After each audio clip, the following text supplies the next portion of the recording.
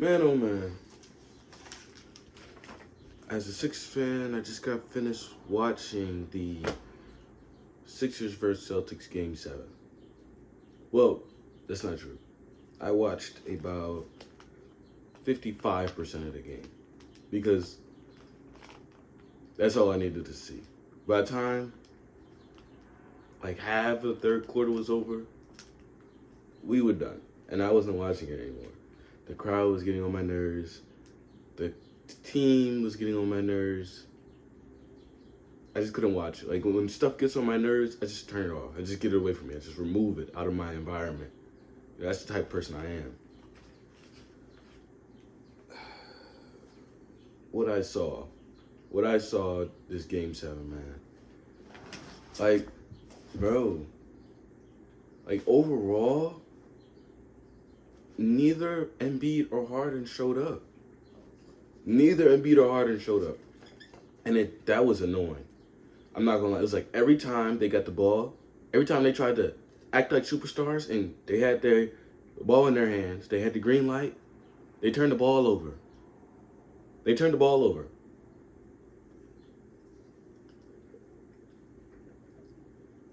Decaf coffee with cream in it. Smacks. French vanilla. But anyway, they just turned the ball over all the time, bro. It was annoying. It's very annoying.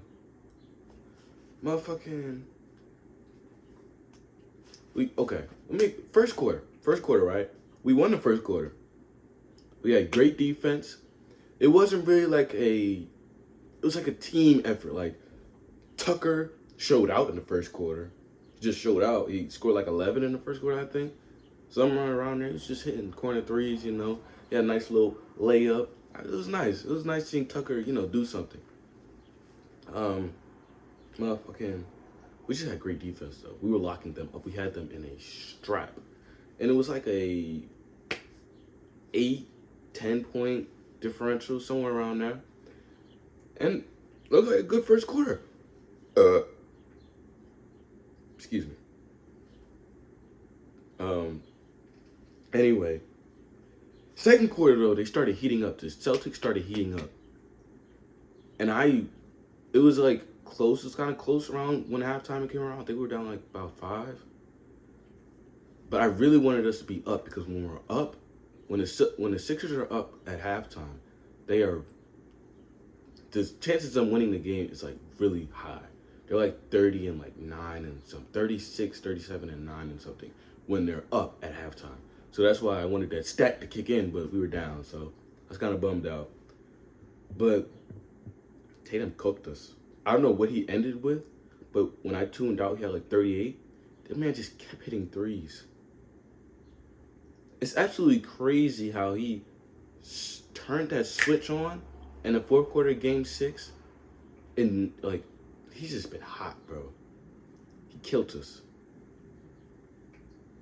Like, I'd rather get beat like this in a Game 7 than what Toronto did to us last time. Bro, literally just a bounce away from the Eastern Conference Finals that year, bro. Jimmy Butler might have would have stayed because he would have had more time to like show that who he really was. It sucks, bro. But the third quarter of the game is when we got killed, and is when I tuned out. I looked at the stats. We got outscored 33-10 by the Celtics. I don't like losing to the Celtics. I don't like losing to anyone in the playoffs. Honestly, it doesn't really matter who I lose to. Like, we don't really have like rivals that like I despise, like that I really want to beat. You know, it's just like whoever's in the playoffs, like we gotta beat them. Like I have the same amount of despise for whoever we line up against. It doesn't matter. So like, that's just I don't know. Just Harden and Embiid did not show up today, man. Embiid got absolutely locked up by Al Horford. It felt like I was watching young Embiid when he first started getting good. And, like, he wasn't really that polished, but you could see the talent because, like, when he got that shot up, he was making it. Bro, Al locked him down. It was actually, when I think about it, it's actually scary how bad he locked him down. That was not good by us. That was not good by this. No, that was not good. Harden. Harden just sucked. He just, every time he went to drive, just passed it out to the corner. It was annoying. Yeah. Not happy about this game, man. For what we do forward, see, Doc Rivers is notorious for blowing leads, and just for that alone, I don't want him here anymore. I don't know. I don't know how good he is at coaching everything. Like I'm not. Like when it comes to like, oh, if he's a good coach, like I don't know. You know what I'm saying? Like at this point, like sure he's got a good name value, but like he's known for blowing leads in the playoffs. I don't want him here just because he's known for that, and we just blew a 3-2. You know.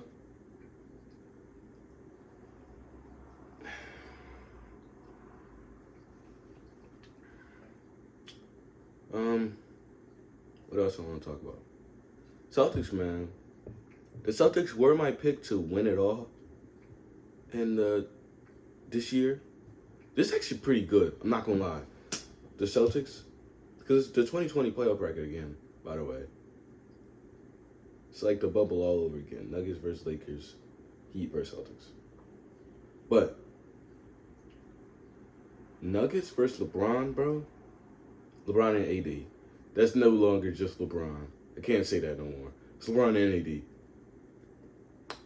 That's going to be a big test for the Lakers because I have the Nuggets. I've always had the Nuggets coming out of the West. I feel like the Nuggets have been severely underrated. It's actually crazy how underrated they've been. And I had a smile on my face the whole Suns versus Nuggets series because I knew that's when people were going to realize, okay, the Nuggets are actually pretty decent. You know what I'm saying? And they're the number 1 seed. Like, people are just realizing that in the second round of the playoffs. It's ridiculous. I got the Nuggets.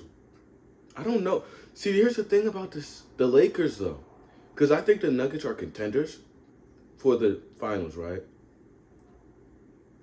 I don't know if the Lakers are contenders. Yes, I get it. They're going to the conference finals. Like, how do you not know if they're contenders?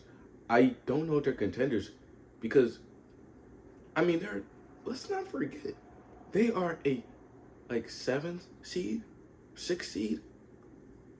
They're not a high seeding. So that means they didn't do great in the regular season. You know what I'm saying? They didn't just cruise through the regular season getting wins. They barely got in. Now, that being said, they did have Russell Westbrook on their team. They don't have the same team that they do now. So I don't know. It's gonna be an interesting series because I can see a reality where the Lakers do win. But I do think the Nuggets are probably gonna win that series. Celtics and Heat, bro, the Heat Cinderella story should be over by now. I don't see them getting by the Celtics. And I do have the Celtics winning the NBA championship this year. And I had them winning before the playoffs even started. They were my pick. So it's looking pretty good right now. I'm not going to lie. I thought the Sixers actually did a lot better than I thought they would. I didn't expect to get those highs from James. Those 40 points. But I didn't think we were going to take them to 7. I didn't know what we were going to take them to. But I definitely didn't think it was a 7. I would not have put money on that. And I knew if we won this game, we were probably going to get to the finals. But we didn't win. It sucks. Embiid always gets hurt in the playoffs. He had a big drop-off. He was averaging, I seen a stat where he was averaging, we all know he's averaging 33 points in the regular season. He dropped down to 24.8 in the playoffs. 24.8, that's almost 9 points decrease. We all know Harden's going to decrease. So he did. One thing about Tobias, I love Tobias' pace. Tobias, I was watching him. He's like a breath of fresh air this game 7, because he went from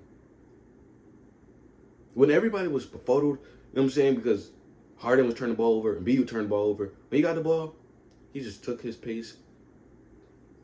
I just loved Tobias' pace today. Tobias' pace was nice. Very nice. But I think that's all my thoughts about Game 7. Yeah.